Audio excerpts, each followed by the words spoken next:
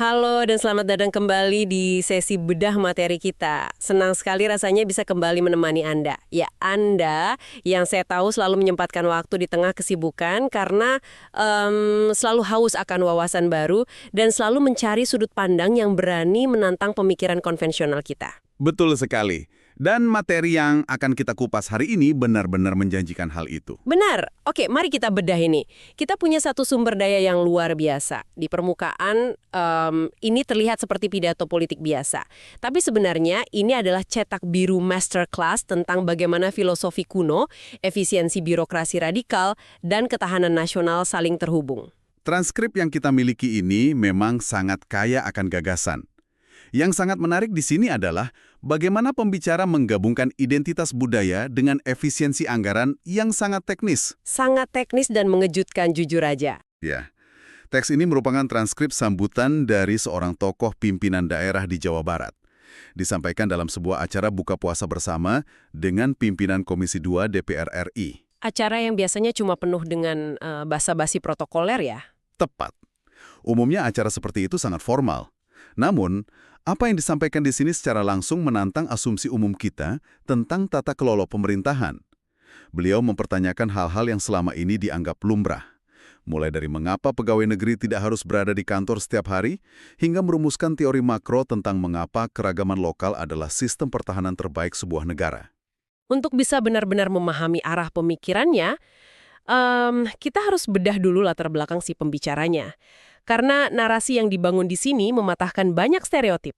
Tentu, seringkali ada salah kaprah soal latar belakang beliau. Kan, beliau ini pastilah jebolan dari Damas atau daya mahasiswa Sunda. Padahal sumber kita memaparkan realita yang sama sekali berbeda. Secara intelektual, pembicara ini justru ditempa oleh pemikiran-pemikiran dari HMI, yaitu Himpunan Mahasiswa Islam. Nah, itu dia. Latar belakang intelektual ini adalah fondasi esensial. Di dalam transkrip disebutkan ada satu literatur spesifik yang jadi jangkar pemikirannya, yaitu buku karya Cak Nur atau Nur Cholis Majid yang berjudul Keislaman, Kemodernan, dan Keindonesiaan. Buku legendaris itu ya? Sangat legendaris. Dari pemikiran Cak Nur itu, pembicara menyadari satu hal fundamental. Ketika kita ingin membangun Indonesia secara utuh, kita mutlak harus menggali kembali identitas kita. Beliau mengkritisi fenomena hilangnya pijakan identitas masyarakat kita.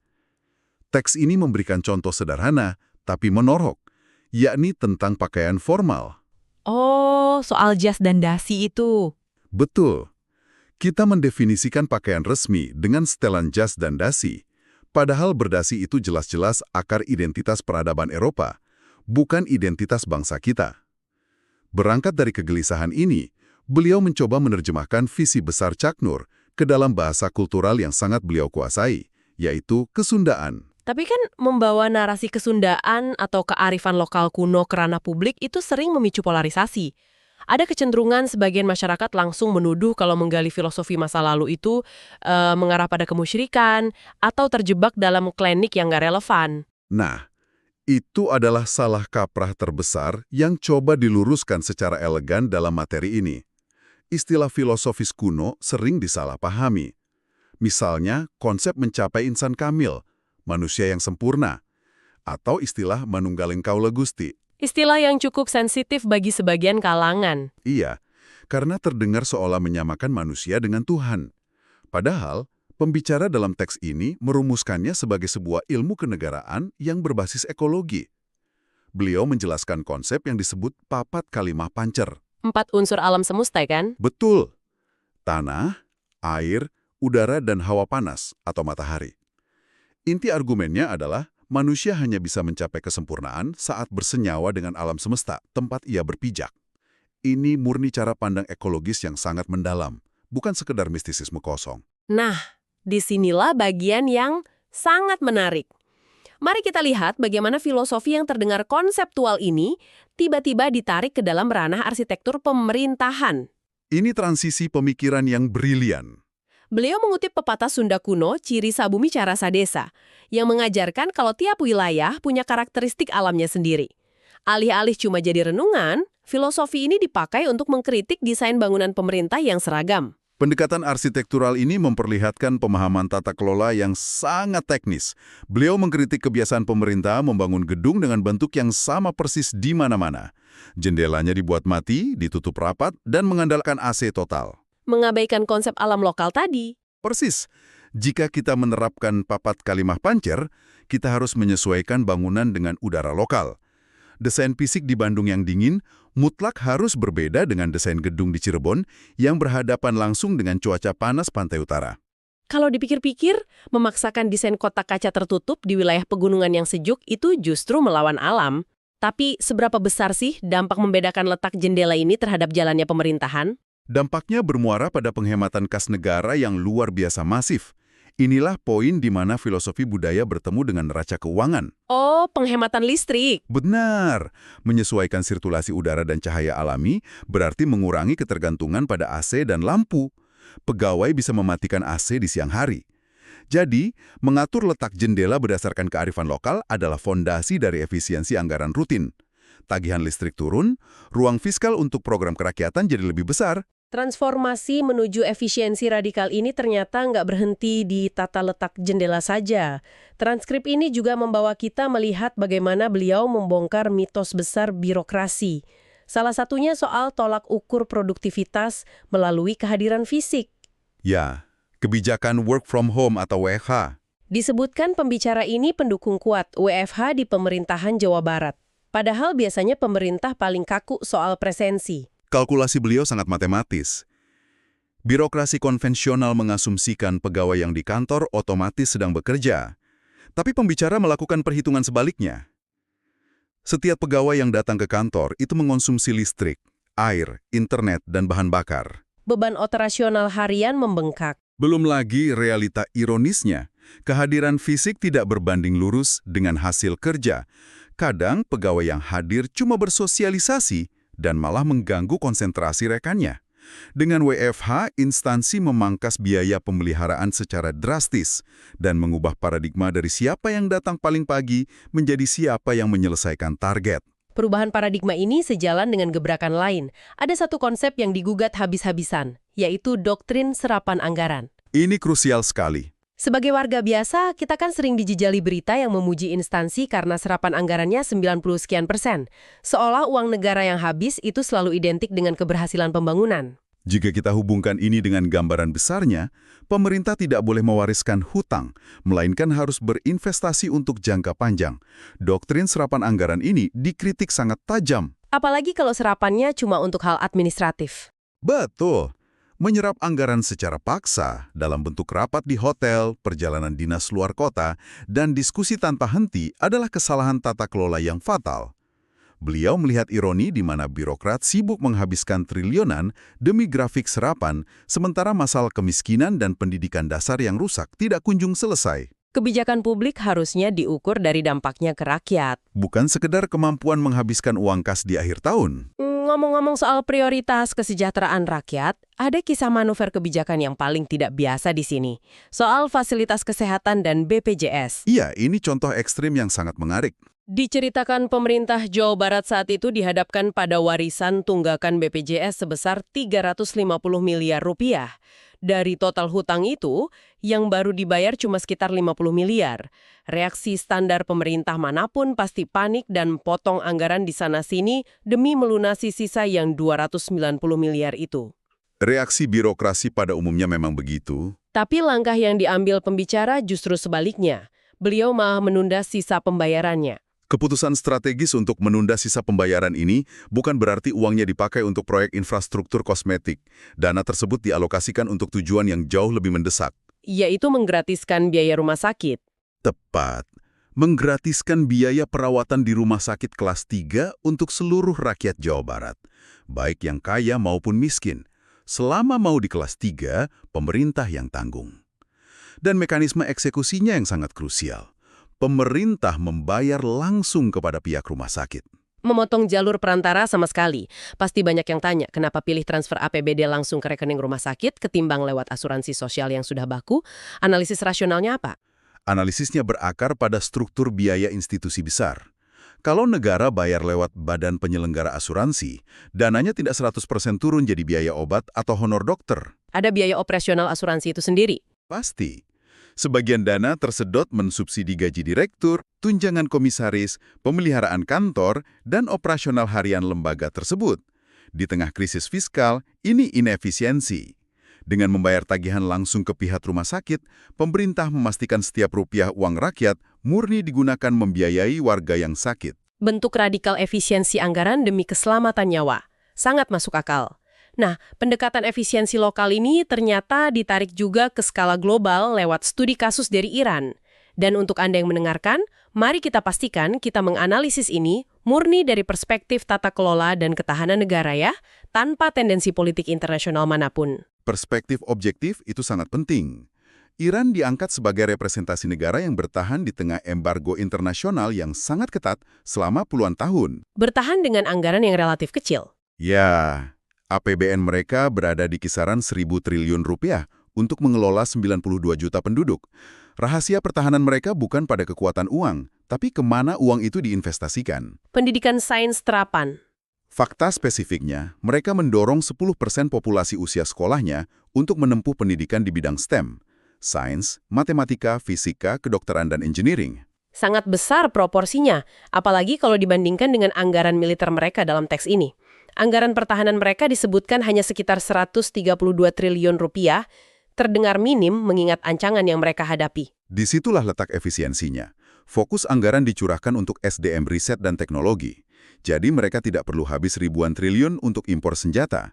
Insinyur mereka bisa merancang dan memproduksi peralatan pertahanan hingga menciptakan teknologi drone termutakhir secara mandiri. Kemandirian teknologi yang ditopang pendidikan jauh lebih esensial daripada sekedar menumpuk anggaran militer yang fantastis. Dan studi kasus ini direfleksikan kembali ke realitas kepemimpinan daerah di Indonesia. Jadi, apa sebenarnya makna dari semua ini buat daerah kita? Pembicara menegaskan, tidak ada yang patut dibanggakan memimpin provinsi raksasa dengan APBD 37 triliun kalau sebagian besar menguap untuk rapat dan sistem yang boros. Jauh lebih baik memimpin dengan anggaran real yang lebih kecil, katakanlah 26 triliun, tapi dikelola dengan presisi ekstrim. Dengan angka 26 triliun yang bebas kebocoran, pemerintah daerah bisa membebaskan biaya SMA, memastikan jalan pelosok mulus, dan memberikan beasiswa untuk mencetak generasi insinyur baru. Pemimpinnya juga digambarkan punya gaya yang beda.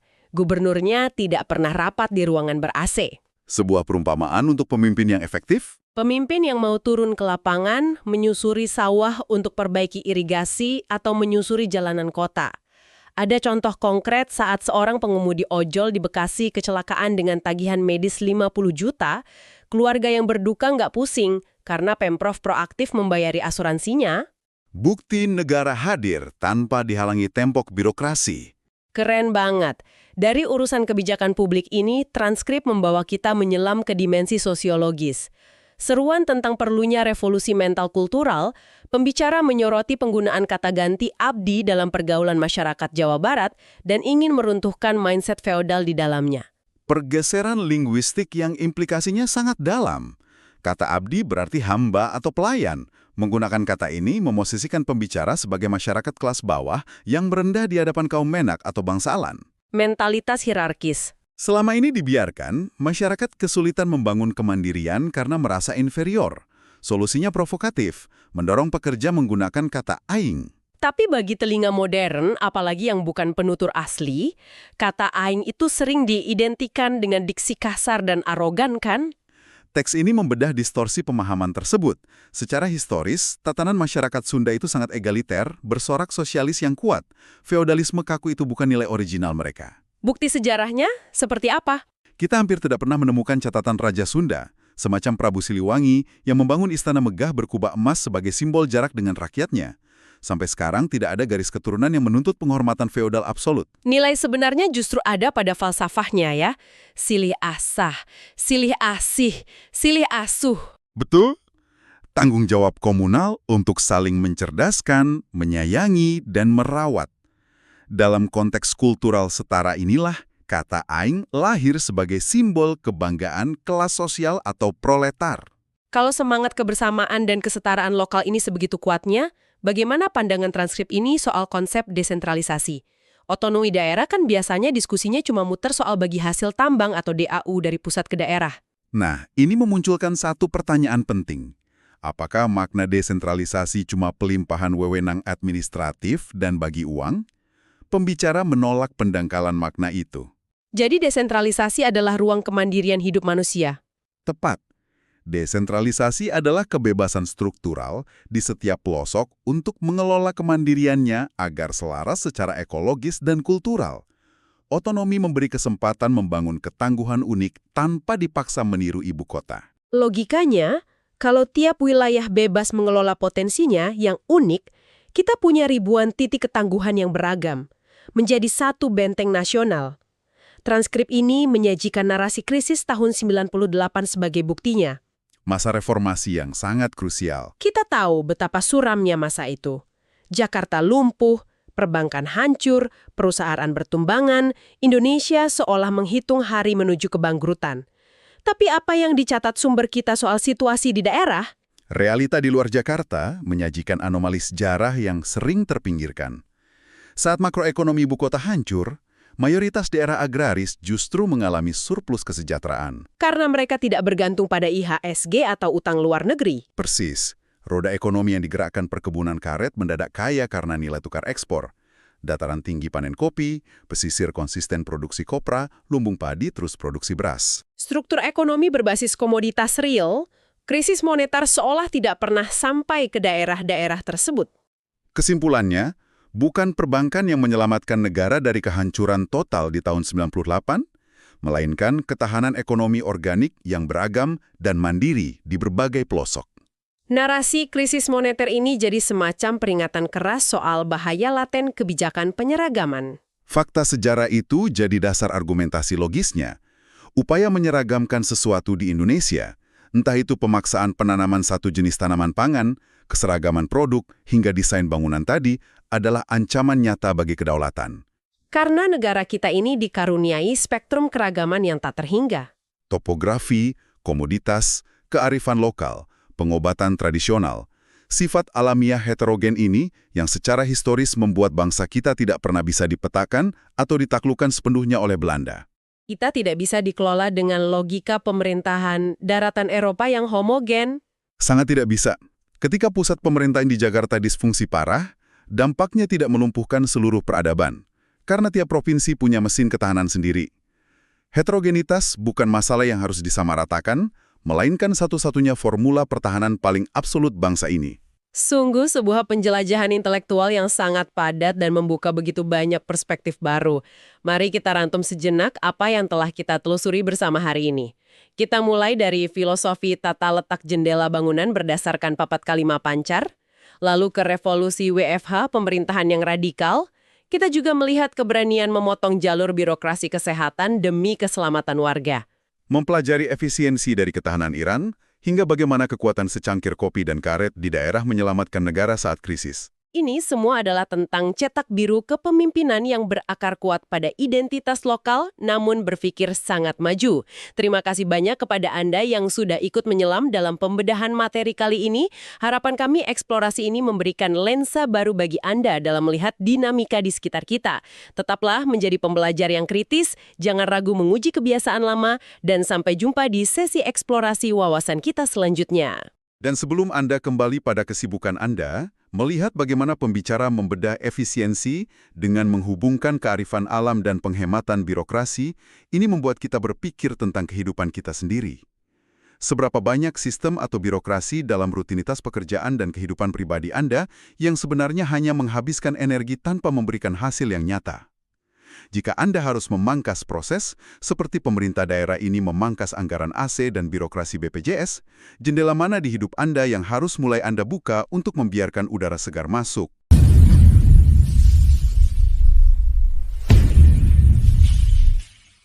Welcome to the debate. Selamat datang dalam sebuah pertukaran intelektual dan analisis mendalam di mana kita membedah gagasan-gagasan kompleks dari berbagai sudut pandang. Hari ini, kita akan mengeksplorasi sebuah materi yang sangat memancing pemikiran. Materi ini berasal dari sebuah paparan di hadapan pimpinan Komisi 2 DPR RI yang bisa dibilang secara fundamental menantang standar tata kelola pemerintahan konvensional yang selama ini kita anggap baku. Iya, ini materi yang sangat menarik. Betul sekali. Topik utama yang akan kita bedah hari ini adalah ketegangan krusial antara tata kelola pemerintahan yang sangat terlokalisasi, efisien, dan berbasis identitas budaya berhadapan dengan pentingnya standarisasi sistem birokrasi berskala nasional. Dan pertanyaan intinya di sini cukup tajam kan? Apakah mengintegrasikan identitas budaya lokal dan memprioritaskan efisiensi radikal, seperti memotong jalur asuransi nasional demi pembayaran langsung ke rumah sakit, itu mampu menciptakan masyarakat yang lebih kuat dan mandiri, ataukah pendekatan semacam itu justru berisiko memicu fragmentasi institusional yang pada akhirnya membahayakan negara secara keseluruhan? Tepat. Dan saya secara pribadi berpandangan bahwa tata kelola yang efektif sama sekali tidak bisa dipisahkan dari identitas dan kearifan lokal. Pendekatan ini bukan sekedar soal penghematan anggaran. Ini adalah sebuah restrukturisasi moral di mana dana negara benar-benar dialihkan langsung kepada rakyat yang membutuhkan, ya, melalui efisiensi yang sangat radikal. Terima kasih. Saya tentu mengakui daya tarik pragmatis dari efisiensi yang berakar pada kearifan lokal tersebut. Pemikiran untuk memotong birokrasi yang berbelit-belit dan mengembalikan sumber daya langsung kepada rakyat memang terdengar sangat ideal. Terutama ketika kita sering dihadapkan pada kebuntuan administratif di lapangan. Benar. Namun, saya hadir dengan perspektif yang kontras di sini. Saya berargumen bahwa mengabaikan sistem yang terstandarisasi demi solusi-solusi lokal yang pragmatis itu dapat membahayakan stabilitas jangka panjang sebuah negara modern. Sebuah entitas negara membutuhkan prediktabilitas, kohesi institusional, dan kerangka kerja yang melampaui keunikan masing-masing daerah ini semata-mata untuk memastikan keadilan dan ketahanan secara kolektif. Itu poin yang menarik meskipun saya akan merumuskannya dengan cara yang berbeda. Mari kita mulai dari hal yang paling fisik terlebih dahulu ya. Desain infrastruktur dan bagaimana hal itu mencerminkan efisiensi birokrasi. Materi ini memperkenalkan konsep yang disebut papat kalimah pancer. Istilah yang cukup kuno. Terdengar filosofis ya, tapi praktisnya begini. Manusia, bangunan, dan sistem pemerintahan itu tidak boleh melawan alam sekitarnya, yakni unsur tanah, air, udara, dan matahari. Bisa Anda berikan gambaran konkretnya bagaimana filosofi ini diterjemahkan ke dalam kebijakan tata kelola sehari-hari? Tentu. Materi ini dengan sangat cerdas menggunakan prinsip ciri sabumi cara sadesa. Intinya adalah pembangunan harus bersenyawa dengan iklim lokal. Coba bayangkan desain bangunan pemerintahan kita saat ini. Di Bandung yang udaranya secara alami lebih sejuk, desain arsitekturnya harus berbeda dengan di Cirebon yang panas. Atau di Bogor yang curah hujannya sangat tinggi. Iya, arsitektur tropis pada dasarnya. Betul. Saat ini birokrasi nasional kita seringkali memaksakan standar yang seragam. Gedung kotak dengan jendela tertutup rapat yang mutlak membutuhkan pendingin ruangan atau AC berkapasitas besar di mana-mana. Dengan menyesuaikan arsitektur berdasarkan elemen alam setempat, negara bisa menghilangkan pemborosan konsumsi listrik secara masif. Ini langkah awal dari efisiensi radikal tersebut. Saya melihatnya dari sudut pandang yang berbeda. Kalau kita bicara soal menyesuaikan arsitektur dengan iklim lokal untuk menghemat energi, itu adalah langkah ekologis yang brilian. Tidak ada yang membantah bahwa mendesain gedung agar sirkulasi udaranya baik adalah hal yang masuk akal. Tapi, di dalam paparan tersebut, efisiensi ini ditarik lebih jauh lagi hingga ke manajemen sumber daya manusianya. Maksud Anda soal kebijakan kerjanya? Iya, seperti penerapan work from home atau WFH secara permanen untuk memotong biaya rutin. Disitulah saya mulai melihat adanya potensi masalah. Mengapa itu menjadi masalah? Memaksa pegawai negeri untuk datang ke kantor setiap hari adalah sebuah inefisiensi besar jika kehadiran fisik tersebut tidak berbanding lurus dengan produktivitas. Coba kita hitung secara real saja. Setiap hari, mereka datang, mereka menghabiskan air, listrik, kapasitas internet kantor, dan biaya transportasi. Sementara di kantor, seringkali waktu habis hanya untuk terjebak dalam rapat-rapat atau diskusi tanpa henti yang tidak menghasilkan output yang jelas bagi masyarakat. Kebijakan WFH yang diterapkan secara taktis, seperti yang dipaparkan, terbukti bisa mempertahankan bahkan meningkatkan produktivitas sekaligus memotong biaya rutin birokrasi secara drastis. Negara tidak seharusnya menyerap anggaran hanya untuk membiayai rutinitas kehadiran yang semu. Tunggu sebentar. Mari kita pisahkan antara menghitung biaya operasional dan menjalankan fungsi negara. Birokrasi pemerintah bukanlah sekedar entitas bisnis yang indikator kesuksesannya diukur dari seberapa banyak mereka bisa menghemat tagihan listrik, air, dan kertas di akhir bulan. Tentu bukan entitas bisnis, tapi Birokrasi adalah mesin pelayanan publik. Jika indikator keberhasilan seorang kepala daerah hanya dilihat dari efisiensi utilitas gedung, bagaimana kita memastikan bahwa pelayanan publik tetap terstandarisasi? standar pelayanan itu kan tidak harus selalu identik dengan loket fisik, bukan? Di era digital, pelayanan bisa tetap berjalan tanpa masyarakat dan birokrat harus bertatap muka di ruangan ber-AC yang menghabiskan anggaran negara. Betul, untuk jenis pelayanan administratif tertentu yang bisa didigitalisasi. Tapi kehadiran fisik dalam birokrasi seringkali berkaitan erat dengan akuntabilitas dan kehadiran negara secara psikologis di tengah masyarakat. Ada banyak sekali pelayanan, pengawasan, dan penyelesaian sengketa di lapangan yang membutuhkan sentuhan langsung. Saya setuju soal sentuhan langsung di lapangan. Nah, penghematan biaya rutin memang penting, sangat penting malah. Tetapi itu tidak boleh mengaburkan fungsi utama birokrasi sebagai institusi pelayan publik yang kinerjanya harus bisa diukur dan diawasi secara langsung. Kita sedang menguji batasan dari metrik produktivitas itu sendiri. Apakah birokrasi yang tidak terlihat ini benar-benar melayani atau sekedar berhemat? Saya kurang yakin dengan alur pemikiran tersebut. Karena justru birokrasi yang terobsesi dengan kehadiran fisik dan standarisasi pelaporan itulah yang pada akhirnya mengorbankan masyarakat. Kalau kita bicara soal akuntabilitas dan hasil real di lapangan, mari kita lihat bukti paling tajam dari materi ini yang membedah soal restrukturisasi anggaran kesehatan dasar. Anda merujuk pada kasus tunggakan asuransi kesehatan nasional itu? Alih-alih tunduk pada prosedur standar untuk melunasi seluruhnya ke dalam sistem birokrasi BPJS di pusat, diambil sebuah keputusan yang sangat berani dan radikal. Sebuah pelanggaran prosedur, sebagian orang mungkin menyebutnya begitu. Atau sebuah inovasi penyelamatan, daerah tersebut menunda pembayaran tunggakan itu dan dananya digunakan untuk langsung menjamin biaya pengobatan seluruh warganya, baik yang kaya maupun yang miskin, yang masuk dan dirawat di rumah sakit kelas 3. Jadi maksudnya daerah secara sengaja menahan dana ratusan miliar yang seharusnya disetor ke sistem pusat. Iya, karena secara kalkulasi pragmatis, memotong kompas dan membayar langsung tagihan ke rumah sakit itu jauh lebih murah dan tepat sasaran. Negara benar-benar hadir membayar biaya pengobatan untuk orang yang sedang sakit secara real time. Dengan cara ini, negara di tingkat lokal tidak membiayai gaji para direktur asuransi, tidak membiayai operasional dewan komisaris, tidak menyewa gedung kantor wilayah yang mewah, atau menghidupi komponen birokrasi asuransi yang begitu gemuk. Bagi saya, ini adalah bentuk akuntabilitas mutlak. Pemerintah daerah mengutamakan keselamatan warganya yang terbaring di rumah sakit secara langsung dibandingkan menyelamatkan neraca keuangan sebuah institusi perantara di pusat. Maaf, tapi saya tidak sependapat dengan hal itu. Izinkan saya menjelaskan alasannya. Tindakan menahan 350 miliar rupiah untuk membiayai langsung warga di daerahnya sendiri memang terdengar seperti sebuah heroisme fiskal. Karena memang berdampak langsung. Membayar langsung rumah sakit untuk rakyat yang sakit jelas memberikan dampak populis dan manfaat jangka pendek yang tidak bisa disangkal siapapun.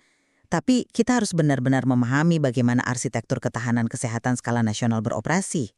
Apakah arsitektur nasional itu lebih penting dari nyawa warga lokal yang bisa diselamatkan hari itu juga dengan dana yang sama? Bukan soal memilih antara arsitektur dan nyawa, tapi bagaimana memastikan nyawa warga di seluruh negeri, bukan hanya di satu daerah, bisa terus terselamatkan dalam 10 atau 20 tahun ke depan.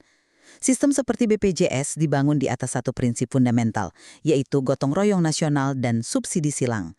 Ketika sebuah daerah besar yang memiliki kapasitas fiskal tinggi memutuskan untuk keluar dari sistem gotong royong tersebut demi efisiensinya sendiri, mereka secara harfiah sedang melubangi perahu besar yang sedang kita tumpangi bersama. Tapi perahu besar itu dinilai bocor oleh inefisiensi birokrasinya sendiri.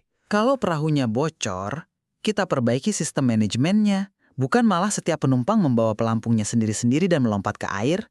Coba bayangkan dampak sistemiknya.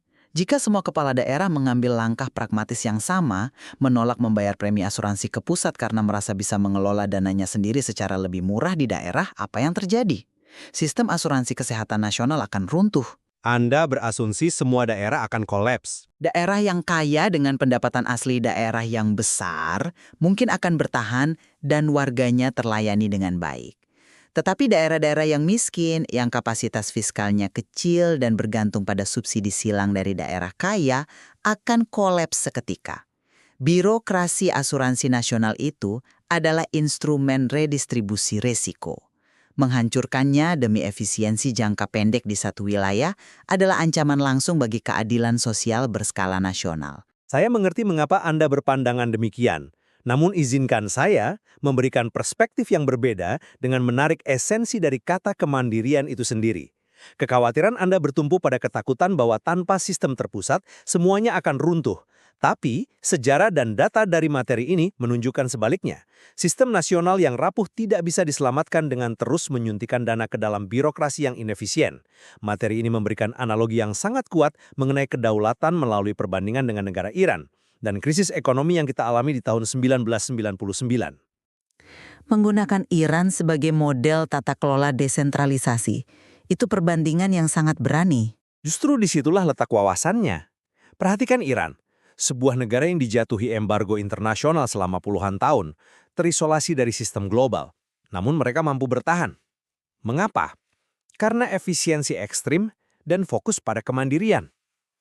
Dalam materi disebutkan bahwa anggaran pertahanan mereka hanya sekitar 132 triliun rupiah, relatif sangat kecil untuk ukuran ketegangan geopolitik mereka.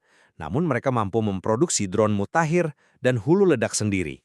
Iya, itu pencapaian teknologi yang diakui. Rahasianya bukan pada sistem birokrasi yang gemuk, melainkan pada dua hal. Fokus mengarahkan anggaran untuk pendidikan sains dan matematika bagi 10 juta mahasiswanya, serta birokrat pemimpin yang memilih hidup sederhana, bukan bermewah-mewahan. Dan bagaimana Anda mengaitkan model Iran ini dengan krisis ekonomi Indonesia tahun 1999? Logika kemandiriannya sama. Ketika krisis itu terjadi, sistem perbankan dan ekonomi yang terpusat di Jakarta kolaps. Ekonomi nasional secara makro dianggap bangkrut. Tapi apakah negara ini hancur? Tidak. Karena daerah bertahan. Tepat, karena daerah-daerah justru mengalami surplus. Mereka selamat bukan karena bergantung pada instruksi atau subsidi dari pusat yang homogen, melainkan karena mereka memiliki produk lokal yang beragam dan mandiri. Ada yang menghasilkan karet, kopra, kopi, beras. Kekuatan ekonomi lokal inilah yang menopang republik saat sistem pusatnya gagal.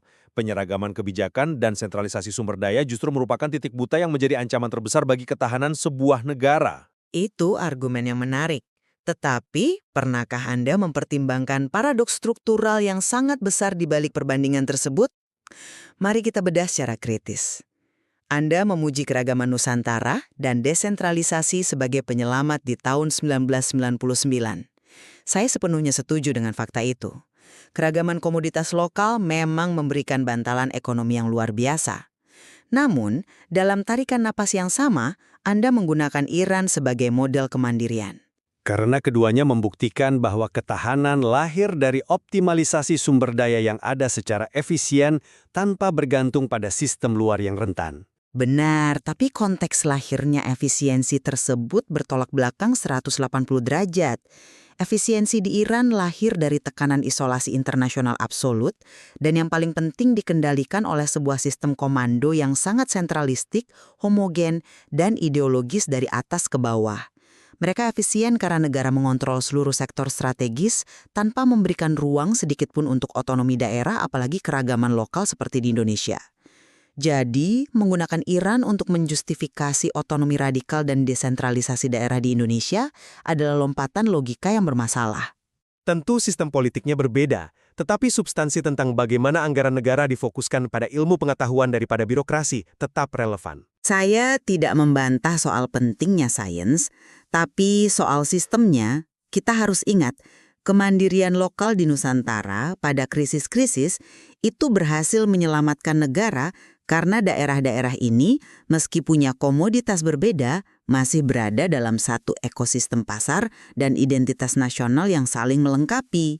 Mereka tidak sedang mencoba menjadi republik independen yang menolak berpartisipasi dalam institusi pusat. Keragaman memang kekuatan kita, tetapi tanpa perekat sistemik yang menyatukan komoditas-komoditas tersebut, keragaman hanya akan berujung pada keterasingan ekonomi dan ego sektoral antar daerah. Saya melihat perekat itu justru tidak terletak pada rigiditas sistem atau regulasi pusat, melainkan pada transformasi psikologi sosial dan kepemimpinan budayanya. Dan disinilah paparan materi tersebut masuk ke ranah sosiologis yang sangat mendalam, yaitu tentang dekonstruksi struktur sosial di daerah, khususnya menggunakan kacamata budaya Sunda. Anda berbicara tentang pergeseran bahasa yang disebutkan dalam materi. Betul. Ini bukan sekedar linguistik. Ini soal mentalitas birokrasi. Dicontohkan bagaimana masyarakat bergeser dari mentalitas feodal. Secara historis, dalam budaya tersebut ada konsep abdi yang memposisikan masyarakat bawah tunduk pada menak atau kaum bangsawan, yang dalam konteks modern sering mewujud menjadi pejabat pemerintah. Namun kepemimpinan budaya yang ditawarkan dalam paparan ini mendorong penggunaan konsep aing. Untuk pendengar kita, bisa Anda jelaskan lebih sederhana apa dampak birokratis dari pergeseran kata abdi menjadi aing ini? Tentu, pergeseran ke kata aing ini pada dasarnya adalah dekonstruksi struktur kelas. Ini merepresentasikan kesetaraan total, sebuah bentuk sosialisme kultural lokal, di mana tidak ada lagi atasan yang minta dilayani dan bawahan yang merunduk. Implikasinya terhadap tata kelola pemerintahan sangat luar biasa. Ketika pemimpin merasa setara, kita tidak lagi melihat gubernur, bupati, atau kepala dinas yang mengurung diri di ruangan ber-AC yang mewah dan tebal dengan birokrasi. Pejabat dan birokrat turun langsung, berjalan di pematang sawah, menyelesaikan masalah irigasi bersama petani di lapangan. Kesetaraan sosiologis inilah yang menciptakan birokrasi yang benar-benar berakar pada kerakyatan, menghancurkan sekat-sekat feodalisme modern yang selama ini berlindung di balik meja rapat dan standarisasi prosedur. Konsep dekonstruksi dari abdi ke aing untuk meruntuhkan jarak antara birokrat dan rakyat itu secara sosiologis memang sangat elegan. Dan harus diakui, itu adalah gaya kepemimpinan yang sangat dirindukan. Namun mari kita telusuri lebih jauh psikologi sosial dari budaya yang sama yang juga diakui secara jujur dalam materi tersebut. Ada penyebutan mengenai sifat sosiologis yang cenderung menghindari keributan atau konfrontasi terbuka. Anda merujuk pada prinsip mending keneh mundur. Tepat, mending keneh mundur atau lebih baik mundur daripada harus bertikai. Sifat ini mendorong seseorang untuk meninggalkan gelanggang bukan karena merasa kalah secara argumen, tetapi semata-mata karena tidak ingin memicu konflik atau merusak harmoni. Nah, pertanyaan kritis saya adalah, apakah sifat sosiologis yang sangat mementingkan keharmonisan dan menghindari konflik ini justru menjadi paradoks dalam tata kelola pemerintahan yang kompetitif di tingkat nasional? Paradoks bagaimana maksud Anda? Menjaga harmoni bukankah kondisi ideal untuk menjalankan pembangunan? Di tingkat daerah ya, ketika seorang pemimpin lokal menolak berkonflik, mereka sangat mungkin menciptakan ketenangan dan harmoni di wilayahnya sendiri. Tetapi, dalam tata kelola negara modern, sumber daya, dana alokasi umum, dan kebijakan strategis itu diperebutkan secara politik di pusat. Pemimpin daerah harus bersuara lantang, berdebat, dan menekan pusat agar daerahnya mendapatkan porsi keadilan yang layak. Jika filosofi dasar kepemimpinannya adalah mundur dari perdebatan sengit demi menghindari keributan, maka daerah tersebut kehilangan daya gedornya. Kecenderungan ini justru membatasi kemampuan kepemimpinan lokal untuk benar-benar bersaing dan membela kepentingan rakyatnya di panggung nasional. Itu adalah analisis yang tajam. Namun, saya berpendapat bahwa keheningan dan keengganan berkonflik secara terbuka bukanlah bentuk kelemahan politik. Itu adalah sebuah manuver kedewasaan yang berfokus pada hasil substansial. Daripada menghabiskan energi untuk bertikai secara politis di ibu kota, atau terjebak dalam politik prosedural yang bising tapi minim hasil, energi tersebut dialihkan sepenuhnya ke dalam untuk membereskan masalah langsung di akar rumput. Tapi bukankah dengan begitu mereka melepaskan kesempatan untuk memperbaiki sistem nasionalnya? Belum tentu. Ini membawa kita kembali pada tesis awal dari keseluruhan paparan ini. Kepemimpinan budaya ini sedang membuktikan sebuah model bahwa efisiensi ekstrim yang berakar pada identitas lokal yang diam-diam memotong birokrasi berlebihan justru dapat membebaskan anggaran yang luar biasa besar. Bayangkan, ketika pemerintah lokal menolak menghabiskan uang untuk rapat yang tak berujung, memangkas perjalanan dinas yang tidak penting, dan menolak membangun gedung mahal bergaya sentralistik, dana ratusan miliar bisa diselamatkan. Dana inilah yang kemudian difokuskan untuk hal-hal fundamental secara diam-diam namun nyata. Seperti yang dicontohkan dengan pendidikan gratis tadi. Tepat. Pendidikan tingkat menengah digratiskan. Infrastruktur jalan di pelosok dibangun agar ekonomi desa bergerak, dan generasi muda didanai untuk menguasai sains dan teknologi, seperti logika kemandirian yang kita bahas sebelumnya. Ini adalah bentuk perlawanan diam-diam yang jauh lebih efektif. Membangun kekuatan fundamental rakyat dari bawah, menciptakan generasi yang cerdas dan sehat, tanpa harus repot-repot berteriak dan berkonflik di panggung elit pusat. Saya bisa menghargai pandangan tersebut, Kerja nyata di akar rumput memang seringkali jauh lebih bermakna bagi kehidupan warga sehari-hari dibandingkan dengan retorika dan perdebatan politik di ibu kota. Namun, sebagai penyeimbang, saya tetap harus menegaskan bahwa inovasi daerah yang brilian dan kemandirian ini harus diletakkan dalam kerangka kehati-hatian. Efisiensi lokal dan pragmatisme untuk memotong kompas demi merespon kebutuhan mendesak rakyat sangatlah vital. Tetapi ia tidak boleh dibiarkan mengorbankan sistem kolektif yang menyatukan kita sebagai satu entitas negara bangsa. Jadi menurut Anda, inovasi lokal ini harus diapakan agar tidak menjadi ancaman fragmentasi? Kebijakan yang brilian di satu daerah, seperti memotong jalur birokrasi berbelit, harus didorong dan diupayakan agar bisa diadopsi menjadi kebijakan nasional yang terstandarisasi secara baru. Jangan biarkan ia hanya menjadi anomali lokal yang perlahan-lahan melepaskan diri dari tanggung jawab kolektif nasionalnya. Karena tanpa sistem yang terintegrasi, kita tidak sedang membangun negara besar yang kuat, melainkan hanya sekumpulan daerah-daerah efisien yang berdiri sendiri-sendiri, yang sewaktu-waktu bisa rentan terhadap guncangan makroekonomi yang membutuhkan respons bersatu. Menarik sekali bagaimana kita membedah dan mendekati isu ini dari dua ujung spektrum yang berbeda. Namun pada akhirnya kita menemukan sebuah titik konvergensi yang cukup jelas. Dari semua perdebatan kita, tampaknya kita berdua sepakat pada satu prinsip fundamental yang digaungkan dengan sangat kuat dalam materi paparan tersebut, bahwa birokrasi tidak boleh dalam keadaan apapun menjadi beban bagi rakyatnya. Kalimat peringatan birokrat berkuasa, rakyat berpesta adalah gambaran distopia yang harus dihindari oleh semua level pemerintahan, baik pusat maupun daerah. Rumit dan kompleksnya menyeimbangkan antara kearifan lokal yang lincah dan berakar pada budaya dengan kebutuhan akan struktur nasional yang kokoh dan berkeadilan. Tidak ada jawaban tunggal yang secara absolut sempurna di sini. Namun materi sumber yang kita bedah menawarkan kerangka berpikir yang sangat mendalam mengenai hubungan antara negara, alam, dan manusia. Ini menjadi pengingat bagi kita semua bahwa kebijakan publik itu tidak pernah sekedar soal memindahkan angka-angka dalam dokumen anggaran, melainkan soal nilai, identitas sosiologis, dan bagaimana kita mendefinisikan batas-batas tanggung jawab kita terhadap satu sama lain. Ketahanan sejati suatu bangsa pada akhirnya ditentukan dari seberapa tangguh kualitas pendidikannya, seberapa bijaksana tata kelola sumber daya alamnya, dan seberapa cepat negara bisa hadir merangkul warganya saat mereka paling membutuhkan. Rangkuman yang sangat tepat. Ini adalah bahan renungan intelektual yang sangat kaya bagi siapapun yang peduli pada arah tata kelola pemerintahan dan masa depan birokrasi kita. Kami meninggalkan Anda, para pendengar, dengan seluruh argumentasi dan perspektif ini untuk Anda sintesiskan sendiri. Ada begitu banyak lapisan dalam materi ini yang patut ditelaah lebih jauh, karena pada akhirnya pemerintahan yang baik selalu lahir dari pemikiran yang kritis. Terima kasih telah meluangkan waktu dan bergabung dalam analisis mendalam kita hari ini. Sampai jumpa di pertukaran intelektual berikutnya.